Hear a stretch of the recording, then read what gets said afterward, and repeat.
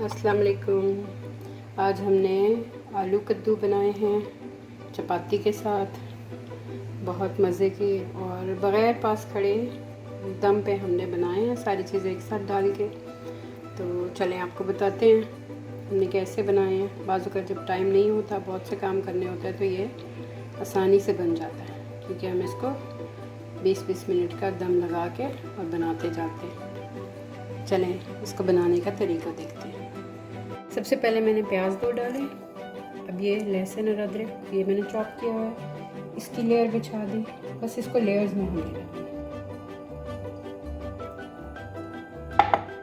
उसके बाद अब ये कद्दू जो मैंने काट के ये रखे हुए, अब इनकी लेयर मैं बिछा दूँगी।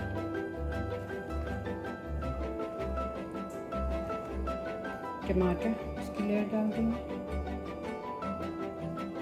जो मसाले हैं हमारे पास, ये धनिया 1 टीस्पून, जो ये है हल्दी 1 टीस्पून, और जो लाल मिर्च है ये 2 टीस्पून है, और जो नमक है वो भी 2 टीस्पून है। अभी इसको ऊपर डाल देंगे।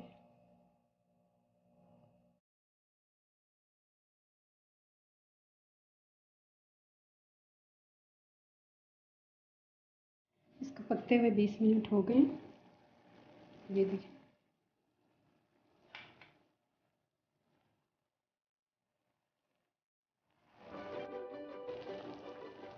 दोबारा से इसको 20 मिनट के लिए दोबारा से रख देते हैं।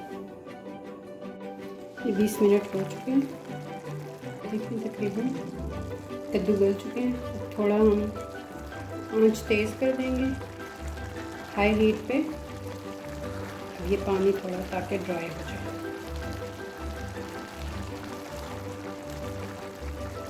अब यहाँ इस स्टेज पे जब पानी बिल्कुल हमारा ड्राई हो गया, अगर आपने सिर्फ कद्दू बनाने हैं तो यहीं पे इसको भून लें, और अगर आपने इसमें दाल डालनी है या आलू डालने हैं तो फिर अब आलू डालने हैं तो स्टेज पे डाल देंगे।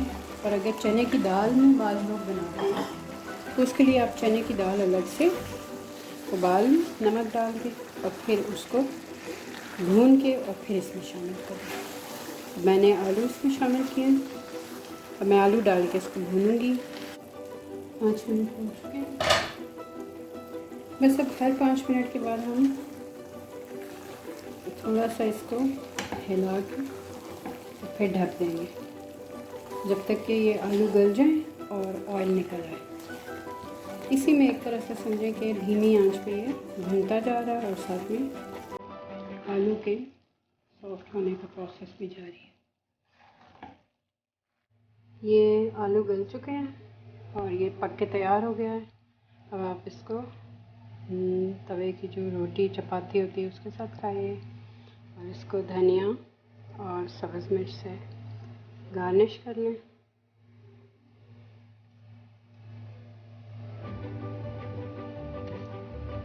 ये हमारी मज़े की कद्दू आलू की सब्ज़ी तैयार है। चलें एंजॉय करें, दुआ में याद रखें। ओके, अल्लाह हाफ़िज़।